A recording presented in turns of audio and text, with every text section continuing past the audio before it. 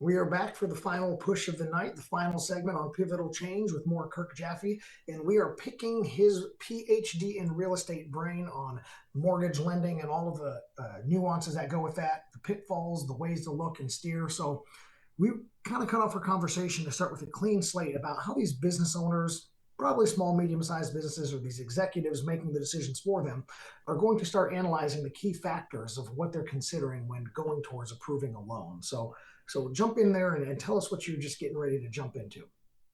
Yeah, what I've really learned over 25 years and 17,000 mortgage files and then 250,000 foreclosure files of all different types, commercial, residential, is that it's forward planning and vision. So the mortgage work actually means that I've looked at, 7,000 businesses, top to bottom, financials, cash flows, P&Ls, everything that you need to know about these businesses, these lenders ask you, right? So I've done that quite a few times. I've also done a lot of divorce cases, thousands of divorces, which is how you separate a business, really, at the end of the day, right? Whether it's a marriage or a business or all the different assets involved, it's separation of all those assets. I've done new businesses. So what I would tell a CEO uh, or a small business owner is really think about where your future vision is. And all this experience led me to open several different businesses. I have 6 different companies. One of them is called Tall Pines. Again, you can get to it through that QR code. But Tall Pines is a business advisory company.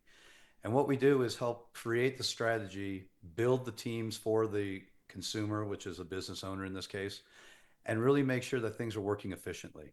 We have a mastermind that we run that's very cost affordable, runs for a year, so we can do it in small groups. We can do it one on one, which is a little more expensive. But I would say the key to all of this, when you're thinking about real estate financing, business growth, is having those growth plans and having realistic expectations of what your company can do, and then also planning for the pitfalls. We're in a huge pitfall right now. I don't think any company on the planet 2 years ago or 18 months ago was thinking about 25% tariffs or 155% tariffs on their goods and how it was going to impact their production lines, right? Nobody was thinking about that 18 months ago. Now Right. everyone's thinking about it and they're scrambling. And you don't have to scramble. I'm not scrambling. I told you I'm a builder, so we're building custom homes as well here in the Lake Tahoe area. So I'm building $3 million homes that we were going to sell for $6 million in a very specific niche area here in Lake Tahoe. Well, my cost to build has gone from 3 million to, well, could be as high as 5.25 million. I didn't blink an eye because I already had planned in what could happen for this type of contingency. And here's what really happened. Yes, my cost went from 3 to 5 million. The price of the houses in the same period has gone from 6 million to 10 million. 10 million. Yep. So I'm okay. I'm still scrambling around to find some money and put things together, but that's part of having a business model, right? That's part of the That's game. right. That's part of the fun of being an entrepreneur and having That's that right. business model, That's right? right. And you said at the very beginning of the last segment, you mentioned the word adaptability in it, and I thought that was a really crucial point, and it seems to be coming full circle right now. Is that times are going to change. The one thing about change that everybody hates is that you know it's going to happen. Change will always be there. And so, as a business owner, you've made it to where you're able to secure financing or self finance, and you have your structures in your 6 businesses. I'm sure probably 4 of those at least have some type of operating agreement and feed off of each other, since I know the realm that you're in. And so you have a lot of safety nets and security that you can build people into. And so you do both team and individual consulting. And there's a high value to both of those. Obviously, individuals are extremely high value. What are some of those things that you can do to help somebody say, hey, let's plan for that unknown future, the tariff future that nobody saw coming? How can you help them secure financing in the future with what's existing now? Yeah, it's a growth strategy in that case, right? Or it's a expectation alignment strategy. So if you have the ability to grow and you want to borrow $1 million against your $150,000 of gross revenue, you're going to have trouble with that, right? If you're making $3 million of gross revenue and you want to borrow $1 million, probably okay. Just depends on what drops to the bottom line, right? Right. Um, on the other side of that, that's on the gross side. On the expectation side, if you want to borrow $1 million, but you're only doing 150,000, the expectation has to be realigned. Okay, you're not going to get $1 million. You can have maybe 50,000. But now how are we going to use that 50,000 to grow your company? And I tell all kinds of companies, no matter what industry you're in, if you're going to look for a business plan of growth, you should be looking for a 15-to-1 return on your money. Mhm. You spend $1, you should be able to make 15. Why 15? You're not going to get to 15 every time. Maybe you'll end up at five, but any CPA will tell you a 5-to-1 growth strategy is amazing.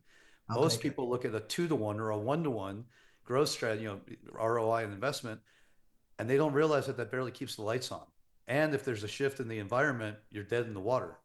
So I always shoot for 15-to-1, and I'll tell you what happens.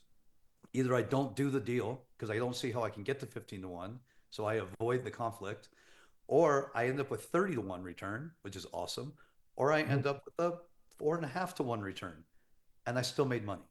So it Right. keeps, having that principle keeps me out of trouble, and I always encourage business owners of any size to really think that way. I don't think they do. I really, really love what you're saying. The built-in for the guarantee of value. So even on a bad day, you're still making money. And I think so many people try to slice their margins, and they think they have to be so competitive for all of the wrong reasons, and in whatever industry it may be. And obviously, I know we're talking a lot of real estate right now, but that's such a mindset that people need to really shift from. Is that I don't want to just make my margin and make my peanuts of profit. I want to look for that higher ratio, set my goals high. It can be achieved. Even if I fall a little short, I'm still doing great, especially compared to the next guy. So that's pretty interesting. So that gets me into thinking along a different line than the standard business owner next to me, the standard person looking to get the financing, looking to make the deal, looking to build the next property. Are there other options then to think the other way than just the traditional loan model? What are some ways we can get non-traditional funding? Yeah, well, first of all, there's nothing new in the world, right? Everything was created, what, back in Rome? Has just adjusted and shifted over time, or maybe even older.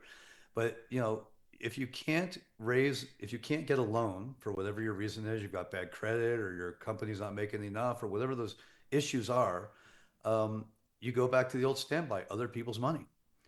And you don't need a credit score to borrow money from other people.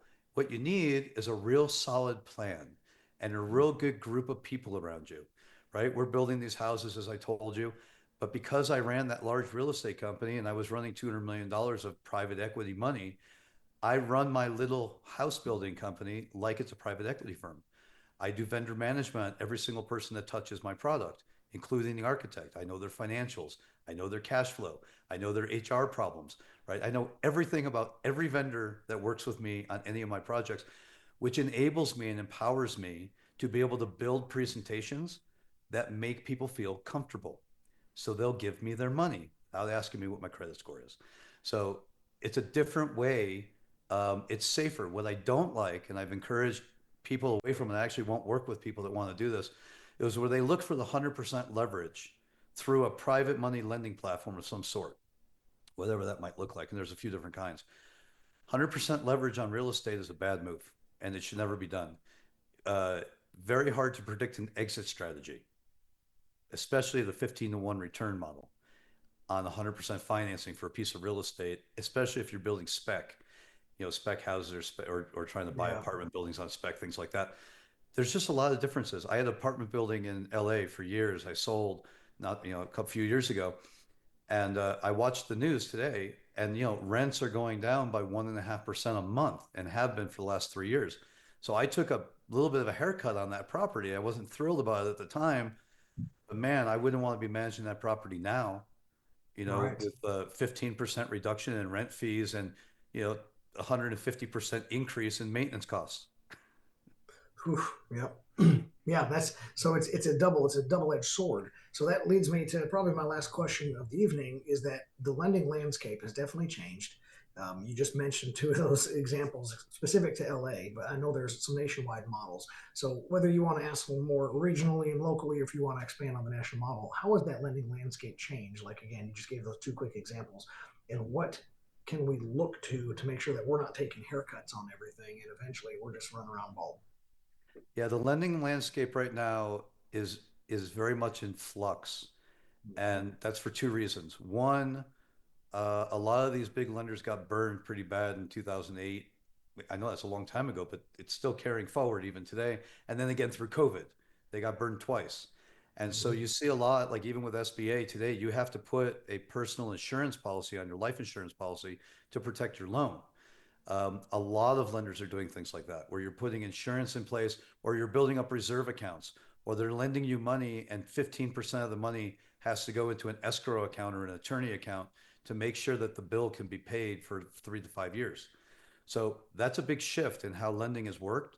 I think there's still a lot of people on the sidelines in terms of institutional lending nationwide, especially with all the taxes and tariffs and cost of replacement and all the insurance problems that we've been having in this country. Insurance is a big driver of how successful a mortgage will perform. And so if you can't predict insurance, then you can't predict mortgage performance, then Wall Street's going to sit on the sidelines. And why wouldn't they? Right now, Wall Street's on the verge of getting 5% on T-bills, right? In the next 6 months, we think T-bills are going to be a 5%. Well, why would I put my money into a 7.5% risky real estate with all the costs and expenses of foreclosure and management and everything else that could go into it when I can just clip a 5% guarantee Yep, and wait? that's great. And that's a big So, change that people didn't understand. so Kirk, that's a great answer about how to watch the market, navigate the market, and make the right decision. Obviously, advisors like you are going to be pivotal in that. So, how do we find somebody like you? I know we have the QR code. I know you gave us, but what's the single best way to get you a message and start the process with you? Yeah, if you want to reach out to me directly, call my cell phone. Don't worry about it. I have two. I have a business phone and a personal phone. So the business phone is 818-469-2189. You got the QR code, Kirk at kirkjaffe.com, or go to the website, kirkjaffe.com, and you can always click on the contact me form. It comes straight to my phone. And we have a whole team that follows up. So we'll take you through the process. If you call us, we have an absolute process of how we qualify people and what they need. We're not going to oversell you on anything. If you're best for the mastermind, we're going to put you in the mastermind. If you're best for one-on-one, we're going to offer it to you. If we just want to give you some free advice because send you on your way, we're going to do that. We're here to help people and help companies grow, and that's what our philosophy has been for my entire career. That's a beautiful thing. Thank you so much for coming on the show. And that's going to wrap up another episode of Pivotal Change for us. So, everyone watching, if you liked Kirk, you're going to get more of him in the future. And I want you to go out into the world and I want you to see the change and I want you to be the change. And we'll catch you next time on Pivotal Change. This has been a Now Media Networks feature presentation. All rights reserved.